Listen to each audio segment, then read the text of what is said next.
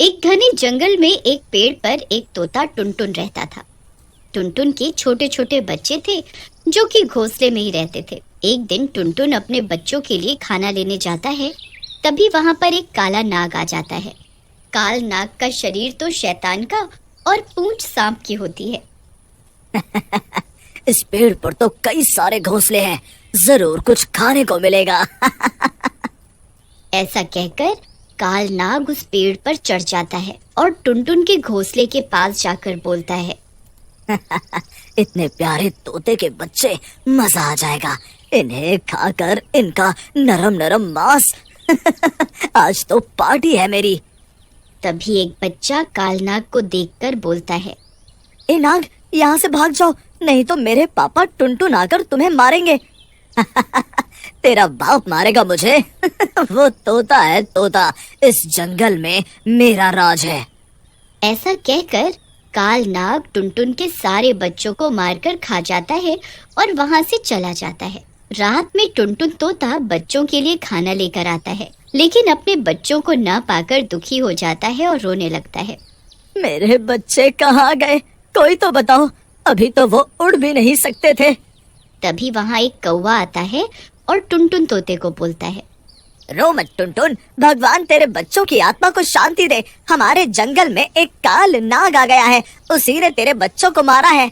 तो तुमने कुछ किया क्यों नहीं? सब मिलकर उस काल नाग को मार डालते। हम क्या कर सकते हैं टुनटुन, हम तो बहुत कमजोर हैं। उस काल नाग के सामने वो बहुत ताकतवर है। ठीक है, कोई कुछ नहीं कर सकता तो मैं अकेले ही करूंगा और अपने बच्चों की मौत का बदला लूंगा।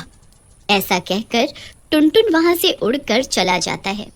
कई दिन बीत जाते हैं, लेकिन टुनटुन को कुछ समझ नहीं आता कि वो अपने बच्चों की मौत का बदला कैसे ले। वो एक पेड़ पर उदास बैठा होता है। तभी वहां एक चुड़ैल आती है। वाह तोता, आज तो मेरी पार्टी हो जाएगी। बहुत दिनों बाद तोते का नरम और स्वादिष्ट मांस खाने को मिलेगा। ऐसा कहकर चुड़ैल टुनटुन की तरफ बढ़ती है, लेकिन टुनटुन वहीं चुपचाप बैठा रहता है। ये देख चुड़ैल टुनटुन से कहती है, क्या हुआ तोते, तू डर नहीं रहा? तुझे मुझसे डर नहीं लगता?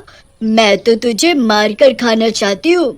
चुड़ैल की बात सुनकर टुनटुन चुड़ैल से बोलता है, मारना है तो मार डालो, मैं वैसे भी अपने बच्चों के बिना नहीं जीना चाहता और भगवान ने भी मुझे इतना कमजोर बनाया कि मैं उनकी मौत का बदला भी नहीं ले सकता। ऐसे जीने से मरना ही बेहतर है। टुनटुन की बात सुनकर चुड़ैल सोच में पड़ जाती है और बोलती है, चल छोड़ देती हूँ तुझे। तू भी क्या याद करेगा किस दिलदार चुड़ैल से पाला पड़ा था। लेकिन मुझे बता तो सही, क्यों परेशान है तू और तेरे बच्चों को क्या हुआ? फिर चुड़ैल के कहने पर टुनटुन उसे अपने बच्चों के साथ हुई घटना के बारे में बताता है, जिसे सुनकर चुड़ैल बोलती है, तेरे साथ तो वाकई बहुत बुरा हुआ है। चल, मैं तुझे छोड़ देती हूँ, जा उड़ जा, और मैं भी अपने खाने के लिए कुछ और ढूंढती हूँ। लेकिन चुड़ैल के कहने के बाद भी टुनटुन तोता वहीं बैठा रहता है और सोचता है, ये चुड़ैल तो मुझे दयालु लग रही है, क्यों ना इसी के हाथों से उस काल नाग को मरवा दूं। इस तरह मेरा बदला भी पूरा हो जाएगा और उस मरे हुए काल नाग को खाकर इस चुड़ैल की भूख भी मिट जाएगी। टुनटुन को वहीं बैठा देख चुड़ैल बोलती है, बहुत ढीठ है तू, उड़ता भी नहीं, क्या सोच रहा है? चल बता मुझे। चुड़ैल जी, आप इतनी ताकतवर हो, आप मेरी मदद करो ना उस काल नाग से बदला लेने में। मुझे कोई मदद नहीं करनी है, चल अब तू फुट यहाँ से।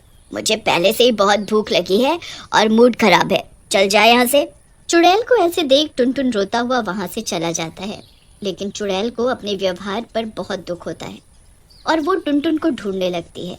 मैंने उस बेचारे तोते के साथ सही व्यवहार नहीं किया, मुझे उससे माफी मांगनी चाहिए।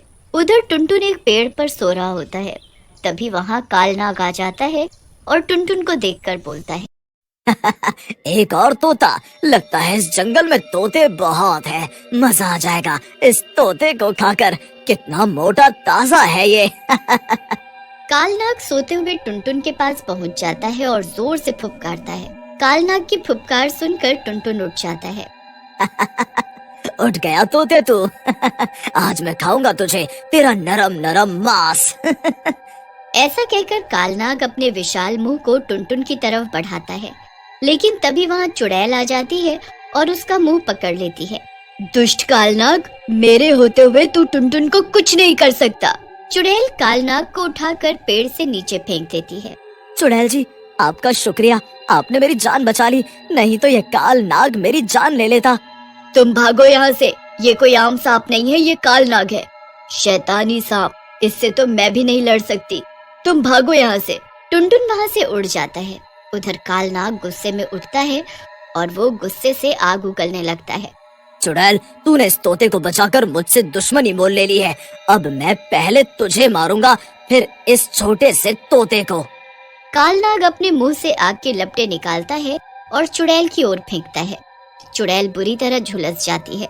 आह, ये तो आग निकाल रहा है मुंह से, मैं इसका मुकाबला नहीं कर पाऊंगी, मुझे अभी यहाँ से निकलना चाहिए। ऐसा कहकर चुड़ैल भी वहाँ से भाग जाती है। ये देख कालनाग जोर जोर से हंसने लगता है। क्या हुआ चुड़ैल, कहाँ भाग रही है? बहुत बहादुर बन रही थी तू। कालनाग के एक ही प्रहार ने तेरी सारी हेकड़ी निकाल दी, लेकिन मैं तुझे छोड़ूंगा नहीं। चुड़ैल वहाँ से भागकर टुनटुन तोते के पास पहुँचती है। टुनटुन तोता उसकी हालत देखकर बोलता है, अरे बाप रे, ये दुष्ट कालनाग तो सच में बहुत ही ज्यादा ताकतवर है। मुझे माफ कर दो चुड़ैल जी, मुझे बचाने के चक्कर में आपकी ऐसी हालत हुई। कोई बात नहीं टुनटुन, कई दिनों बाद मेरे हाथों कोई अच्छा काम हुआ है, लेकिन हमें उस कालनाग से जल्दी ही छुटकारा पाना होगा, नहीं तो वो इस जंगल के सभी जानवरों को एक एक करके खा जाएगा। लेकिन चुड़ैल जी, जब आप उससे लड़ नहीं पाई तो कौन उस शैतान से लड़ पाएगा? लगता है इस जंगल में कोई जिंदा नहीं बचेगा। तभी चुड़ैल और टुनटुन को दूर जंगल में एक आग जलती हुई दिखाई देती है। ये देख चुड़ैल टुनटुन से बोलती है, अरे टुनटुन, इस जंगल में ये आग की रोशनी कैसी?